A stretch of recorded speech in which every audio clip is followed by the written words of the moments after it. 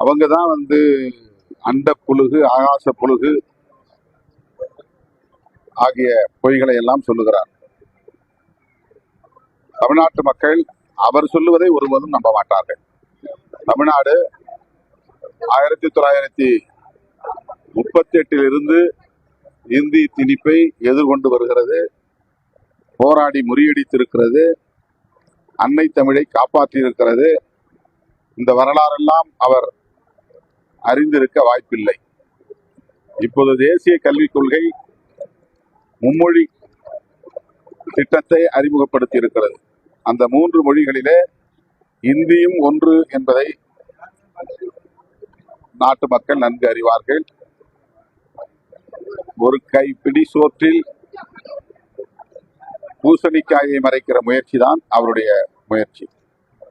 தமிழகத்திற்கு தொடர்ந்து 8ஆம் தேதி அமித்ஷாவும் 10ஆம் தேதி நரேந்திர மோடியும் வரதா, இந்த மாதிரி தொடர்ந்து பாஜக தலைவர்கள் தமிழகத்தில் 2026 தேர்தலில் பாஜகவோட கை ஊங்குறதுக்கான வாய்ப்பு இருக்கா?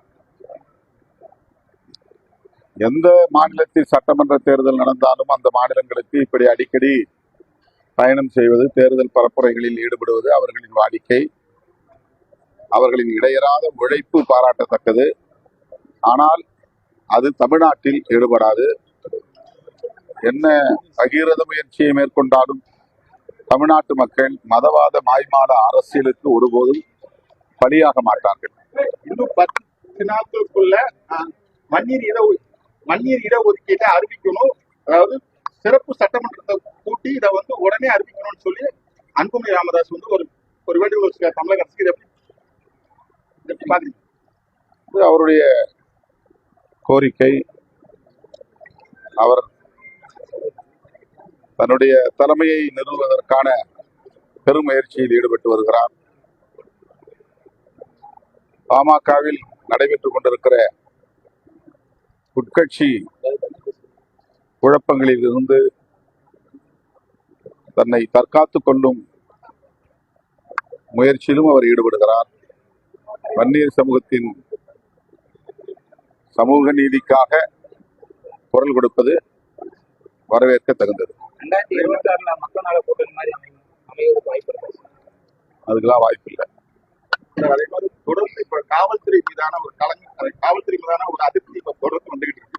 நேற்று அஜித், இன்று தேனியில ஒரு பட்டியல இளைஞரை போலீஸ்காரர்கள் காவல் நிலையத்திலே வைத்து தாக்கப்பட்ட ஒரு வீடியோ வந்திருக்கு. இன்று மாலை நேற்று பட்டாசு தொழிலாளியை இறந்த தொழிலாளரோட உறவினர்கள் உள்ள எஸ்பி அது மிரட்டல் தோணில ஒரு பேச்சு அடிபடுது. தமிழ்நாடு அரசுக்கு களங்கம் விளைவிக்கக்கூடிய வகையில் தொடர்ந்து செயல்பட்டு வருகிற காவல்துறையை சார்ந்தவர்கள் மீது மாண்புமிகு முதல்வர் அவர்கள் கடும் நடவடிக்கை எடுக்க வேண்டும். இது போன்ற அதிகார அத்துமீறல்களை இரும்பு கரம் கொண்டு ரசிக்க வேண்டும் என்று கேட்டுக்கொள்கிறேன். முருக பக்தர்கள் மாநாடுல அண்ணாமலை உட்பட 4 பேர் மீது காவல்துறை வழக்கு பதிவு பண்ணியிருக்கிறாங்க. நீங்க பாக்குறீங்க?